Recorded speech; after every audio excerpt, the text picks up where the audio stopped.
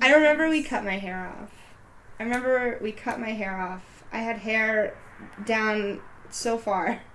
And I remember we cut my hair off, and it was the worst haircut. It was, like, done in somebody's basement by somebody with not even, like, professional shears. Like, I think we just had scissors, and we just chopped it off. And it was, like, the most liberating moment I'd had to that point in my life. Like, changed everything. Changed everything. I didn't realize how much my presentation was going to affect how I felt about myself. My gender I just continue to see it slowly more clearly. And it's just like, I don't even know how to describe it, but it's like pure magic. It's, it's sunsets, it's moving, it's changing, and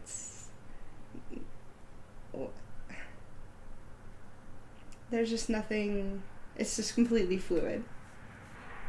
I just for so long didn't see myself the way that I looked in the mirror, and it wasn't me. Like, it just wasn't. So I never looked in the mirror. I never took photos. I never wanted to be in front of the camera. Like, I just never was so cliche, but I just never felt like me.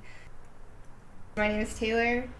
I identify as queer, and I use they, them, she, her pronouns.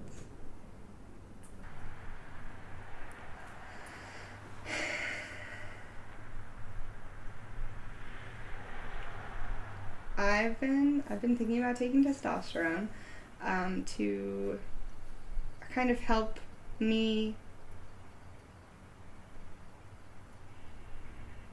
express my gender more accurately.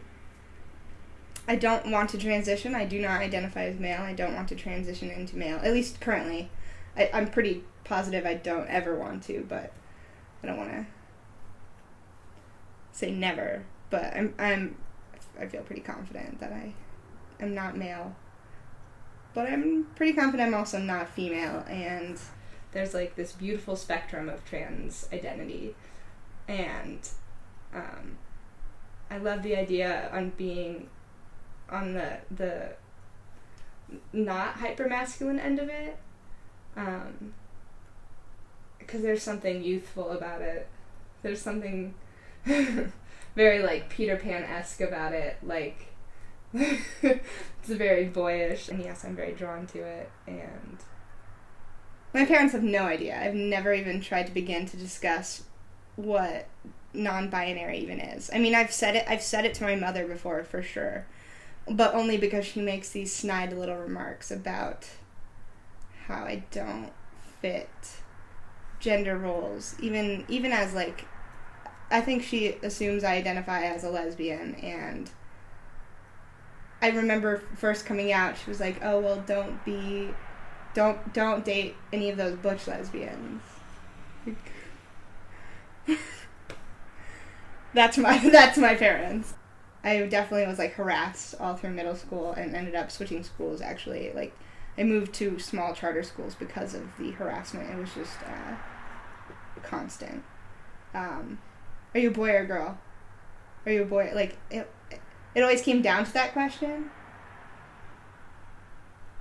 They would put sticks in my bike while I was riding it, so I would fall off. They fucked up one of my bikes one time. I had to carry it home. It sucked. But,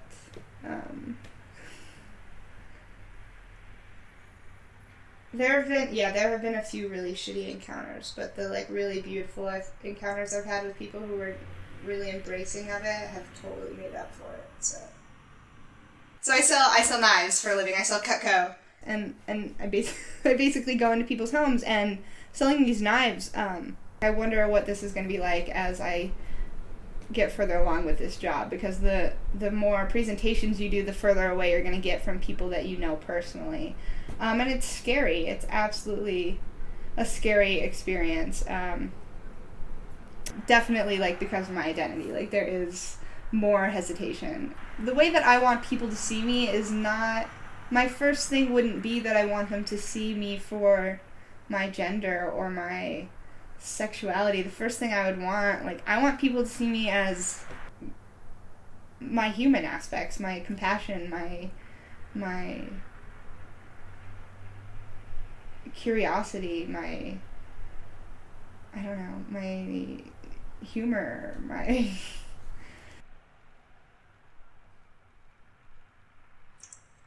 I feel so much pressure from people that have been in my life to sort of define myself as male or female, including from my mother, maybe more than anyone.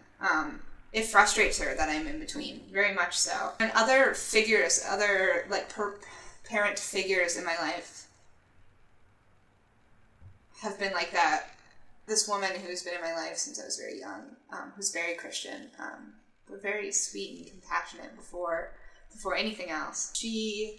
I tried to explain to her my identity a little bit. This was about a year ago, and she said that being in between sounded so much worse and so much more painful and like so much more of a struggle than to just define myself as one gender or the other.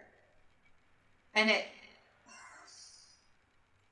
it sort of broke my heart because I think in some ways she's right. I think that there are complications that come with that only because it's not understood.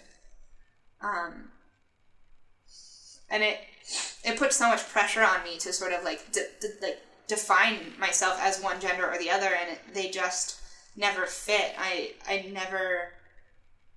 never quite felt female, but I can't imagine ever being male, and I feel like taking testosterone might put me somewhere in the middle, because I think that as Taylor, I just fall somewhere in the middle. There's no, or maybe it's not even in the middle, maybe it's not a line, maybe it's some weird pool of gender, and I just am swimming in part of it that other people don't. I love that I get to experience both. That's so important, and I wish that other people could see that I love that, and that it's something that makes me happy, and that it's not something that makes me feel complex. They're the ones making it complicated, not me.